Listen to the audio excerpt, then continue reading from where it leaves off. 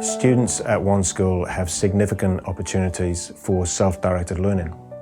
It's part of our Learning to Learn framework, and that includes opportunities to self-manage, that might be around behaviour, to self-monitor, which might be around the work that you need to do, and then to self-modify the work that you're actually doing.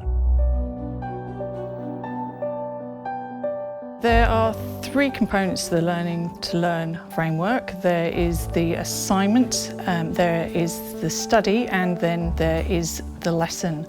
The assignment basically outlines the expected knowledge that the student needs to know at the end of any given unit.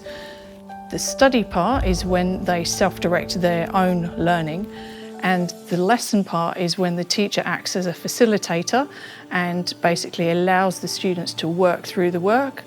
Generally speaking, from my perspective, I have an approach where I expect students to do the learning of the knowledge in their own time so that they can come to class and they can apply their knowledge, and I then teach them the necessary skills that are required in the subject which I teach is history. So Canvas is our new learning management system. It's really intuitive and easy to use. There's a lot of great features in there, so setting up project groups and organising peer reviews, for example, is something that I've done with my classes. Canvas allows students to collaborate with their teachers, teachers to collaborate with the students and the parents, and it's a much more collaborative tool than the former system that we had. It really is helping making learning visible for students, parents and teachers as part of our SDL framework. As part of our SDL teaching framework, the lesson is a very important element. The new Zoom VC platform allows us to have a much better experience and a much more genuine classroom experience by allowing to have more students in the classroom from all sites around our campus structure. I now present material and the students will look at the material and then discuss their opinions. What is it that they think? What is it that they are learning? How are they responding to the content? When I'm in study, I am motivated by the way that whatever mood I'm in, whatever I need to get done, there's an area for me. I don't have to be intelligent or great to be in the study. There's a place for me. Silently, the silent area, I can just get on with my own work. There's collaboration areas to work with others, get more motivation from them when you're lacking it yourself. Oh, it's like being in the workplace. And basically we're preparing the kids for the world outside of the classroom. And having been a trainer at universities, having been a trainer for multinational corporations, I understand the importance of ensuring that our students are well equipped to face the world. The aim of the school is to prepare students for the future, and what the future holds, no one knows about this. So we have to prepare our students in such a way that when new challenges emerges in the future, they should be able to deal with them as it happens, as they come. And this is what we are doing right now.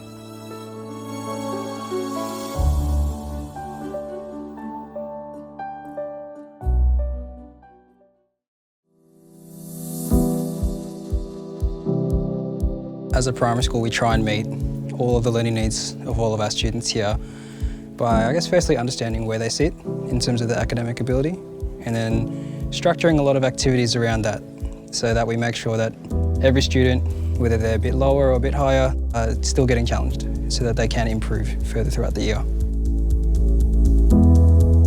Students can be grouped in mixed abilities or ability-based. With the mixed abilities, it's extremely beneficial because the students can then work together and support one another, and they take ownership of their learning. A benefit of having multiple ages in the same classroom is that they simply can learn from each other. They all have different experiences, different perspectives on life, and they all contribute to each other's understanding of the wider world and the learning projects that we do. Everyone's thoughts and ideas are valued, and it teaches them that they can be listened to and can interact with others of different ages. Bringing personal timetables into the classroom has made it possible for the students to self-manage their time, to be responsible for their learning and to work towards being that self-directed learner. It's helped them to evaluate what their learning needs are and to work towards being part of the solution. If we didn't have personal timetables, we would just be doing the same as everyone in the class would be doing the same. Whereas if we do have personal timetables, we can choose what we want to do.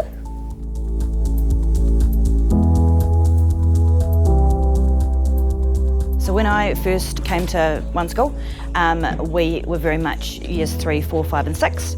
And then we took the project on and we joined 3 and 4 together and opened the 3 and 4 Learning Centre and guided them through the process. And then the following year, I helped open the 5 and 6 Learning Centre and in about 2 weeks we're going to open the 3 to 6 Learning Centre. So we've done a slow journey for the teachers and also for the students, and really the first couple of years was teaching them the language around self-directed learning, and then slowly putting things into action and doing things very slowly.